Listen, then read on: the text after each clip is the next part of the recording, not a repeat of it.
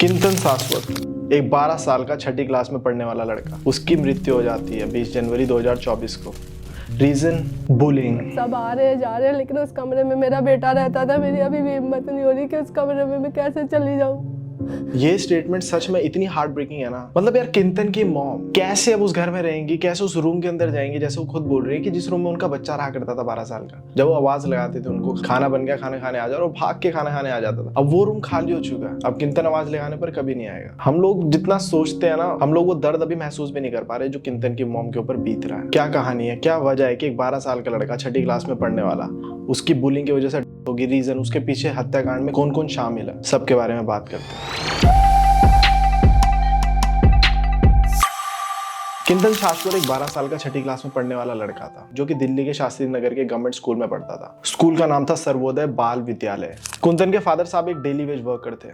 मतलब आर्थिक स्थिति कुछ खास नहीं थी, लेकिन फिर भी उन्होंने अपने बच्चे को एक इंग्लिश मीडियम स्कूल में दाखिला दिलाया, ताकि वो चाहते थे कि उनका बच्चा उनसे ऊपर जाए लाइफ में, एक बड़ा आदमी बने, जैसे कि हम सबके फादर साहब चाहते हैं। एंड जो किंतन था वो बहुत ही ज्यादा ब्रिलियंट स्टूडेंट था, पढ़ाई में बहुत अच्छा था वो, और उसका सपना था कि उसको एयरफोर्स ऑफिसर बनना है। बट अफसोस, उसका सपना सपना ही रह गया। मैडम, मेरा बच्चा बहुत ही हंसमुख स्वभाव का, वो हर चीज़ को बहुत अच्छे और बेटर तरीके से करता था। अपनी ब्रिलियंट स्टूडेंट था, ट्यूशन का भी और स्कूल का भी।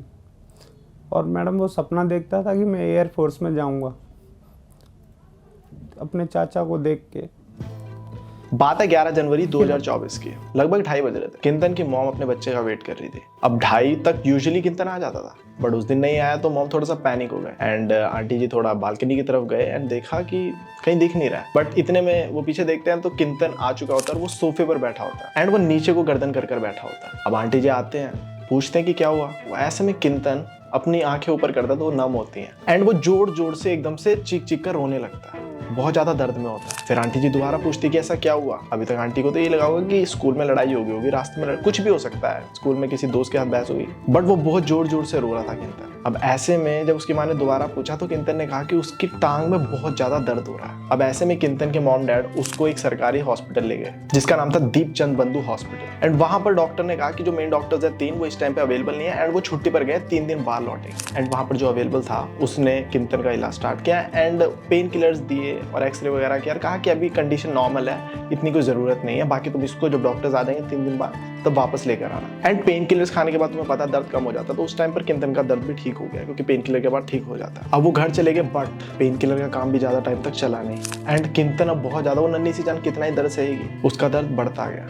एंड 15 जनवरी को उसके मॉम डैड उसको एक प्राइवेट हॉस्पिटल में लेकर गए एंड वहां पर भी डॉक्टर ने किंतन को नॉर्मल मेडिकेशन वगैरह जो थी वो सब प्रोवाइड करा दी। बट यहाँ पर देखने वाली चीज ये थी कि किंतन को ना भूख लगनी बंद हो गई थी। एंड इसके बाद दिन आता है 20 जनवरी।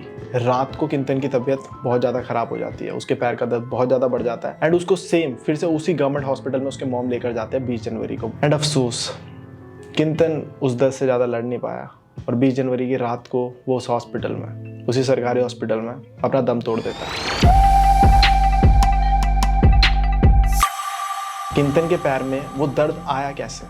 तो बात है दोबारा 11 जनवरी 2024 की, जिस दिन किंतन को आने में थोड़ा सा देर हो गया था, 2:30 बजे जब वो घर आया था। तो उस दिन स्कूल में कुछ ऐसा हुआ था कि जब किंतन वॉशरूम से अपने क्लास की तरफ जा रहा था, तो वैसे में उसकी टक्कर हो जाती है एक सीनियर से। वो अपने सीनियर दोस्तों को बुलाता है और किंतन को उठाकर पटक देता है और वो काफी देर तक मारते हैं किंतन को। छठी क्लास में पढ़ने वाला 12 साल का बच्चा, उसको सीनियर्स मार रहे हैं। और ये सारी बात किंतन ने घर आकर अपने पापा को भी बताई थी। जब किंतन घर आकर अपने फादर साहब को बताता है सारी बातें, तो उसके पापा उस दिन स्कूल जाते हैं। स्कूल वाले उसके पापा को बिल्कुल भी एंटरटेन नहीं करते, मतलब बिल्कुल ही मुंह नहीं लगाते। प्रिंसिपल कहता है कि ये सारा का सारा जो भी लड़ाई झगड़ा हुआ है स्कूल प्रीमिसेस के बाहर हुआ है, स्कूल का इसमें कुछ लेना देना ही नहीं है। पर ऐसे में किंतन के फादर साहब भी रुकते नहीं है। वो अपने बच्चे के क्लासमेट, जो उसके फ्रेंड्स वगैरह, उनसे पूछते हैं कि ऐसा क्या हुआ था, कि किंतन की इतनी बुरी ज्यादा चोटें लगी हैं, कुछ तो हुआ, किससे लड़ाई हुई, क्या हुआ।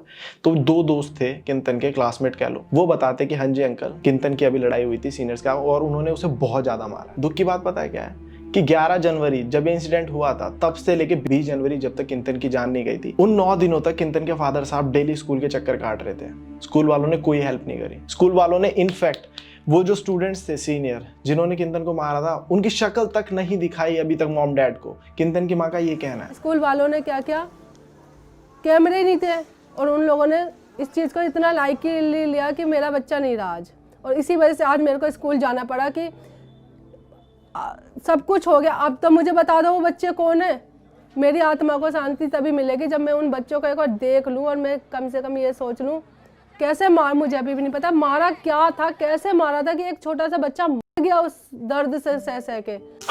सोचो उस माँ पे क्या बीत रही है। मतलब तुम करप्शन का लेवल मैं तो समझ नहीं पा रहा हूँ। ये कैसा स्कूल है? इस स्कूल पे तो ताला लग जाना चाहिए। एक तुम्हारे स्कूल में 6ठी क्लास के बच्चे ने अपनी जान दे दी, सीनियर्स ने मारा उसको, उन बच्चों पर एक्शन तो क्या लेना है? अभी तक उनकी शक्ल तक नहीं दिखाई गई है बेचारे किंतन के मॉम डैड को। आंटी सिर्फ इतना कह रही है कि यार मेरा बच्चा तो अब चला गया, मेरे को तो अब मेरे लिए तो इस जीवन में व्यर्थ हो चुका है, बट एटलीस्ट मुझे वो बच्चे तो दिखा दो जिन्होंने मेरे बच्चे को मारा था। एटलीस्ट मुझे उनसे बात तो करने दो कि बात क्या हुई थी, क्यों तुमने बेचारे को, तब जाकर मुझे मोक्ष मिलेगा। बट नहीं, प्रिंसिपल ने हाथ खड़े करे हुए। प्रिंसिपल कह रहा है भाई ऐसा तो कुछ हुआ ही नहीं हमारे स्कूल में। वो अपनी रेपुटेशन बचा रहे हैं। यहाँ तक कि द क्विंट करके एक यूट्यूब चैनल है, वो भी रिसर्च के लिए जब पहुंचे तो स्कूल वालों ने उनको इंटरव्यू देने तक के लिए मना कर दिया। कोई भी टीचर सामने ही नहीं आया, कहते नो कमेंट्स। प्रिंसिपल कह रहा है नो कमेंट्स। तुम समझ रहे हो, उन्होंने हाथ ही खड़े कर लिया। उनके स्कूल का 6ठी क्लास के बच्चे ने अपनी जान त्याग दी है उन्हीं के स्कूल के सीनियर्स के द्वारा। लेकिन भाई अपने स्कूल की रेपुटेशन बचाने के लिए, उन गूंज को, उन बच्चों को, गुंडों को बचाने के लिए भाई वो स्टेटमेंट ही नहीं दे रहे हैं कुछ। ऐसे में फिर करे तो करे क्या?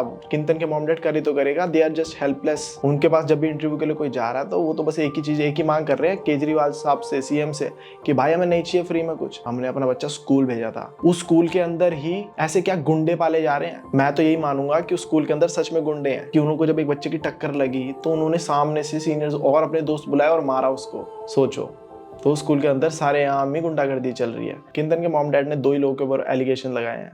कह रहे हैं कि रिस्पॉन्सिबल स्कूल वाले हैं और वो हॉस्पिटल वाले। अगर हॉस्पिटल वालों ने टाइम पर इलाज कर दिया होता तो हमारा किंतन आज जिंदा होता। हालांकि हॉस्पिटल वाले मना कर रहे हैं। हॉस्पिटल वाले सामने से मुकर के कहते नहीं, जो सुपरिटेंडेंट है उस हॉस्पिटल के, तो वो कह रहे हैं कि नहीं भाई, जब 11 तारीख को आया था ये अपने बच्चे को लेकर, तब हमने जो प्रिकॉशंस थे वो दे दिए थे उसको, मेडिकेशन दे दी थी, पेन किलर्स दे दिए थे, एक्सरे कर लिया था, सब कुछ नॉर्मल था, कोई सीवियर कंडीशन नहीं थी। हमने बोला भी था कि थोड़े दिनों में वापस लेना, दोबारा चेकअप होगा जब डॉक्टर्स आ जाएंगे। बट ये लोग बहुत लेट लाई, ये लाई 20 तारीख को। एंड जब ये 20 तारीख को किंतन को लेकर आए तब किंतन बहुत ही ज्यादा, उसको बुखार चढ़ रखा था, बहुत ही ज्यादा उसका ब्लड प्रेशर बढ़ा हुआ था, उसको वॉमिटिंग आ रही थी। तो ऐसे में हमने पूरी कोशिश करी बट हम बचा नहीं पाए।